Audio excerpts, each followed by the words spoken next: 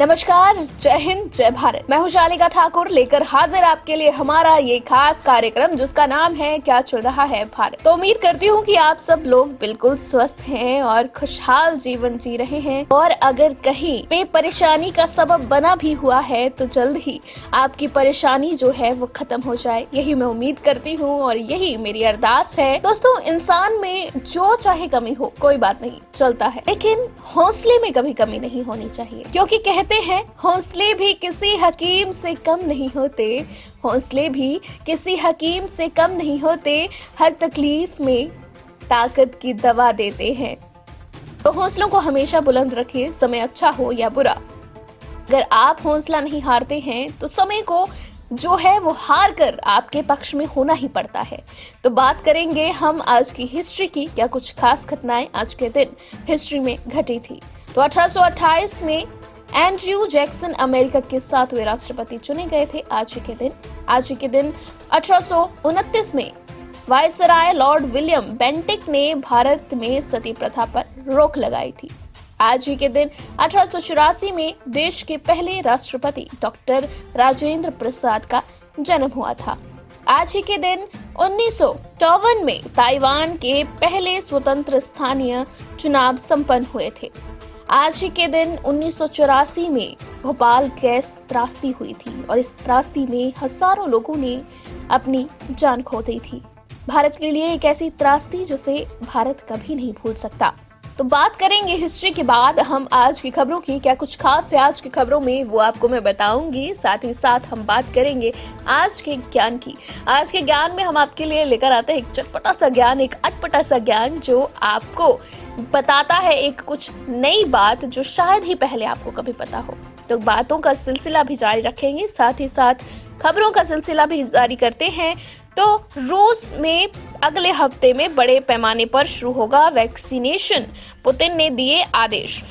रूसी राष्ट्रपति Vladimir Putin ने उप प्रधानमंत्री तातियाना ग्लुकोवा को अगले सप्ताह कोरोना वायरस के बचाव के लिए वैक्सीनेशन शुरू करने के लिए कहा है, जिसमें सबसे पहले डॉक्टरों, शिक्षकों को शामिल किया गया है। पुतिन ने कहा है कि मुझे पता है कि हम कुछ दिनों में Sputnik V corona virus vaccine की 20 लाख से ज्यादा डोज का निर्माण कर लेंगे। ये दुनिया भर में पंजीकृत होने वाला पहला कोरोना वैक्सीन है।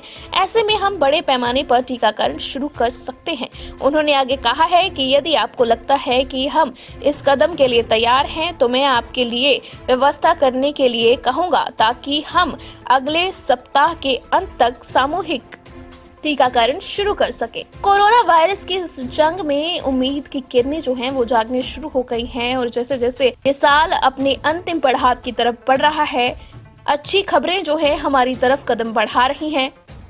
उम्मीद करते हैं कि जल्द ही दुनिया को कोरोना वैक्सीन मिलेगी और इस कोरोना संकट से निजात मिलेगी।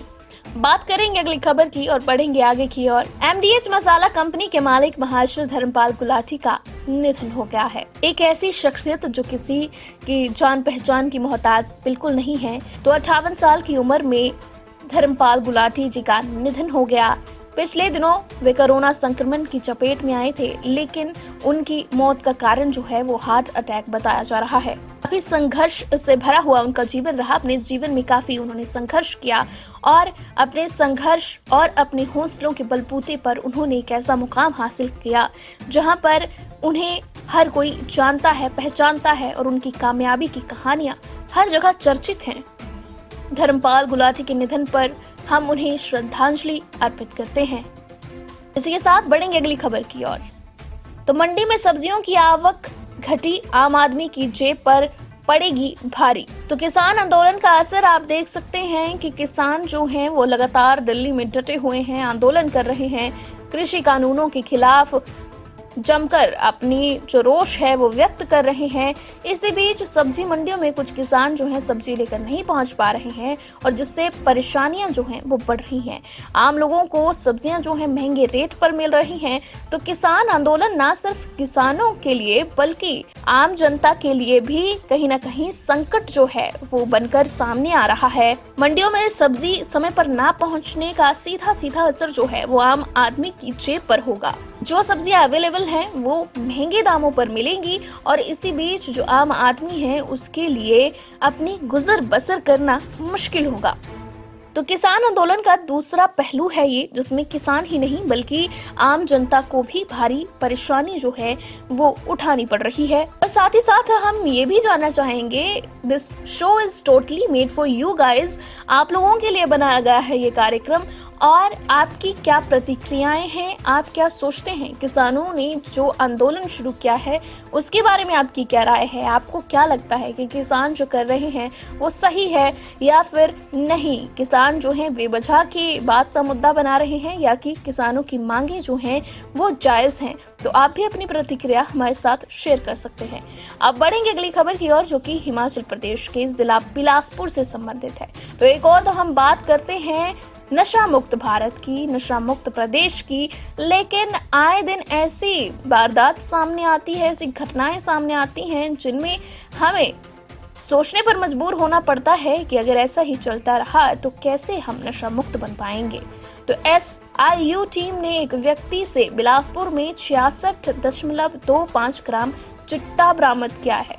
जिला बिलासपुर के एक व्यक्ति जो कि एक टूरिस्ट बस में सफर कर रहा था, SIU की टीम ने शक के आधार पर बस की चेकिंग की और उसे रोका गया। जब बस में तलाशी उन्होंने शुरू की तो एक व्यक्ति बैठा हुआ था, पुलिस को देखते ही घबरा गया वो व्यक्ति घबरा गया और उसकी घबराहट को देखते हुए पुलिस को उस पर शक हुआ और शक के बिना पर जब पुलिस ने तफ्तीश की, तलाशी ली तो उसके पास से चिट्टा बरामद हुआ। तो जब ऐसे हाल हैं और जब इस तरह के जो लोग हैं वो नशे को बढ़ावा दे रहे हैं, इसी बीच पुलिस प्रशासन और आम जनता की जो जिम्मेदारी है वो बहुत ज्यादा बढ़ जाती है। अगर आप इस तरह की घटनाएं अपने आसपास देखते हैं और आपको भी इस बात का इल्म है कि कोई व्यक्ति है जो इस तरह के काम कर रहा है और इससे देश का और प्रदेश का भविष्य जो है, जो हमारे युवा पीढ़ी है वो खतरे की ओर धकेली जा रही है, नशे की इस चपेट में उनको लाया जा रहा है और उनका जीवन, भविष्य, सब कुछ नशे की इस धांधली में बर्बाद किया जा रहा है, तो एक जिम्मेदार नागरिक बनिए। अगर आपके पास है कुछ इस तरह की जानकारी तो जाइए अपने करीबी पुलिस स्टेशन या फिर प्रशासन से संबंध रखने वाले किसी जिम्मेदार व्यक्ति के पास इस जानकारी को पहुंचाइए, ताकि ये जो हमारी युवा पीढ़ी है इसे बर्बाद होने से रोका जा सके। बढ़ेंगे अगली खबर की ओर। दुबई की 2 कंपनियां ग्लोबल ड्रीम्स और क्रैंगिस मिलकर हिमाचल में इलेक्ट्रिक बसों की असेंबलिंग के यूनिट लगाएगी। धर्मशाला में हुई ग्लोबल इन्वेस्टर्स मीट में दोनों कंपनियों ने सरकार के साथ MOU साइन किया था। प्लान 3000 करोड़ में स्थापित होगा। इससे करीब 10,000 लोगों को रोजगार मिलेगा, जो कि हिमाचल वासियों के लिए बेहद अच्छी खबर है। इससे हिमाचल पर साल करोड़ों रुपए का कार्बन क्रेडिट भी हासिल कर पाएगा। कंपनियां HRTC के साथ साथ देश के अन्य राज्यों को भी इलेक्ट्रिक बसें सप्लाई करेंगी। रुक करेंगे एंटरटेनमेंट की दुनिया का और बताएंगे आपको कि क्या कुछ चल रहा है एंटरटेनमेंट की दुनिया में। तो हाल ही में मैंने आपके साथ एक एंटरटेनमेंट की दुनिया से जुड़ी हुई बेहद चटपटी और खास खबर शेयर की थी कि हिमांशी खुराना ने सवाल उठाए हैं कंगना रनौत के ट्वीट पर, जो कि उन्होंने किसान आंदोलन को लेकर किया था। लेकिन हर सामाजिक और राजनीतिक मुद्दे पर खुलकर बोलने वाली बॉलीवुड की मशहूर अभिनेत्री कंगना रनौत ने हिमांशी खुराना को सोशल मीडिया पर ब्लॉक कर दिया है। हाल ही में पंजाबी गायिका और बिग बॉस की फेम कंटेस्टेंट हिमांशी खुराना ने किसान आंदोलन को लेकर सोशल मीडिया पर कंगना को घेरा था और उन्होंने उनको खरी खोटी सुनाई थी। लेकिन अब कंगना रनौत ने हिमांशी खुराना को जवाब देने की बजाय ब्लॉक कर दिया है। अब क्या है ब्लॉक करने की वजह? क्या कंगना को एहसास हुआ कि वो गलत थी या फिर उनके पास कुछ जवाब ही नहीं था कि जो वो हिमांशी खुराना को दे सके? तो क्या है असल बात और क्या है कंगना के मन में, वो तो कंगना ही जाने। लेकिन इस बात से कहीं ना कहीं ये तो साबित हो गया है कि कंगना अपनी ही बात का जवाब देने से कतरा रही हैं। बात करेंगे खेल की दुनिया की। तो Australia versus India one day series खत्म हो गई है। अब इसी के साथ T20 सीरीज का जो शेड्यूल है वो भी जारी हो गया है। तो दोनों देशों इंडिया और ऑस्ट्रेलिया के बीच 3 मैचों की T20 इंटरनेशनल सीरीज खेली जानी है। ऐसे में आपके लिए जानना जरूरी है और मेरे लिए भी बताना जरूरी है कि कब शुरू होगी ये सीरीज। तो वनडे सीरीज के बाद T20 सीरीज की शुरुआत 4 दिसंबर 2020 को हो रही है। यह मुकाबला कैनबरा के मनुका ओवल में खेला जाएगा। सीरीज का दूसरा मैच सिडनी क्रिकेट ग्राउंड पर खेला जाएगा, जो रविवार 6 दिसंबर को खेला जाना है।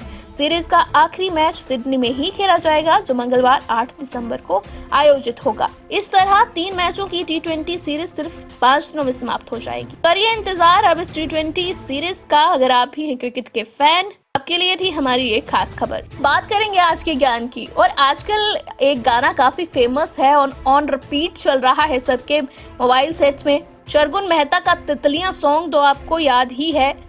इसमें वो बार बार कहती हैं कि यार मेरा तितलियां बरगा। तो वो यार जो है वो तितलियों बरगा है कि नहीं है वो हमें नहीं पता, लेकिन जो तितलियां हैं उनके बारे में एक ज्ञान की बात मैं आपको बताने जा रही हूँ कि तितलियां किसी भी वस्तु का स्वाद अपनी पैरों से चखती हैं। तो ये है आज की ज्ञान की बात। कल आपसे पूछा गया था एक सवाल, दूरदर्शन पर आने वाले कार्यक्रम रामायण के निर्माता कौन थे? और सही जवाब है रामानंद सागर। और ये सही जवाब सबसे पहले दिया है अक्षय शर्मा ने। तो बहुत बहुत बधाई अक्षय शर्मा जी। इसी के साथ आज का सवाल जो कल सही जवाब से पहले नहीं दे पाए हैं उनके लिए हमारा आज का सवाल है कि रानी लक्ष्मीबाई के पिता का क्या नाम था। इसी के साथ हमारे कार्यक्रम का वक्त यहीं पर होता है समाप्त और आप लोगों से इतनी थी मेरी मुलाकात। अब कल फिर से आपके लिए हाजिर होंगे लेकर कुछ खास। तब तक के लिए दीजिए मुझे इजाजत। धन्यवाद।